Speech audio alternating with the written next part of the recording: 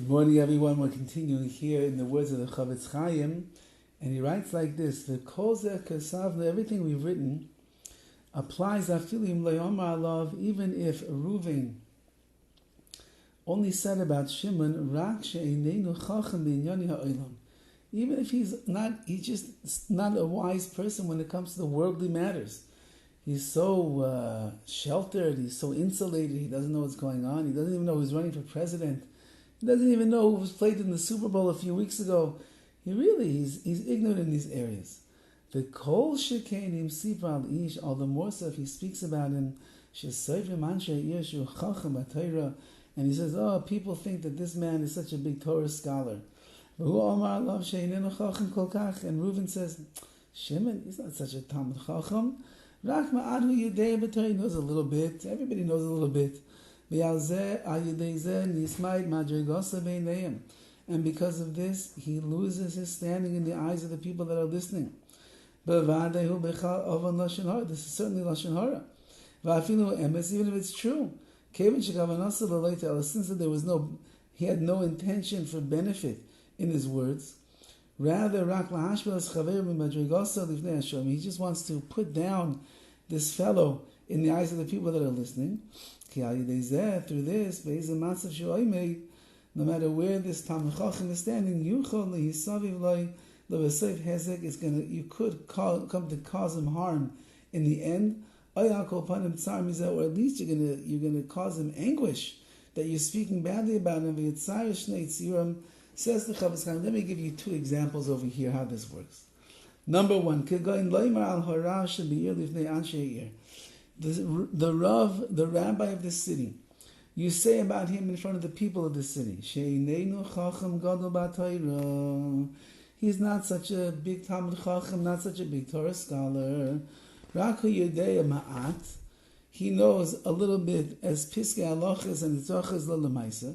He knows a little bit of the halachic rulings that he has to know. He knows a little bit about Kashrus, a little bit about Shabbos. He knows a little bit about Yom Tiv.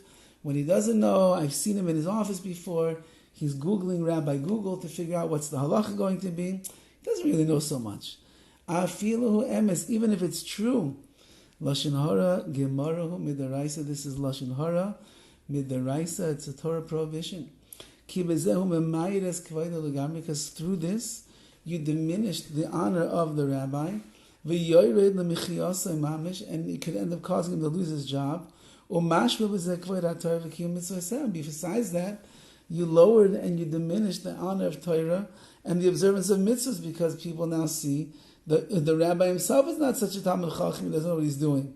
So now other people will say, what do I have to do? The canal b'sifes, like I mentioned above. That's case number one, says the CHOFETZ CHAIM. Number two, you can say similarly. Let's say a man recently got married in this particular city. If you end up putting him down and saying, yeah, he doesn't know so much, not such a big Talmud Chacham, you're going to destroy his honor. In front of the eyes of his father-in-law, his mother-in-law, and the people that live in the house. Now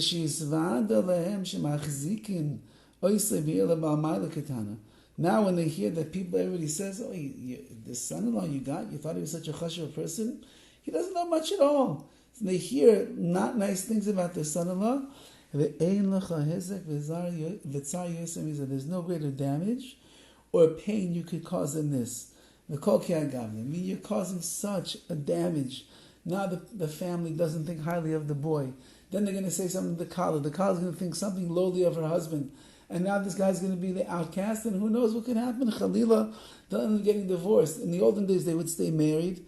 Everybody would just be upset with him, and the wife would feel like she got a miserable groom. In our days, unfortunately, what will happen? Oh, he's not as good as I thought he was? Okay, let's go down to the beis din and let's get a get, and let's finish this thing off. So therefore, says the CHOFETZ CHAIM, you're causing big problems. It's hard for me, says the CHOFETZ CHAIM, to give you examples of every case. Rather,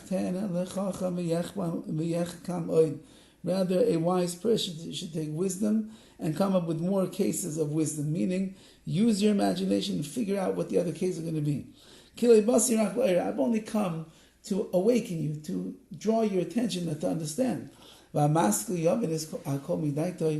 wise person will understand everything else on his own and realize where he's not allowed to say such things. You should know further. If you speak about a craftsman, someone who works in front of other people, you say, he's not really such a good carpenter. Look, we hired him to do our house and our kitchen. He didn't do such a good job. Okay, it's nice, but he's not like the other guys that are out there.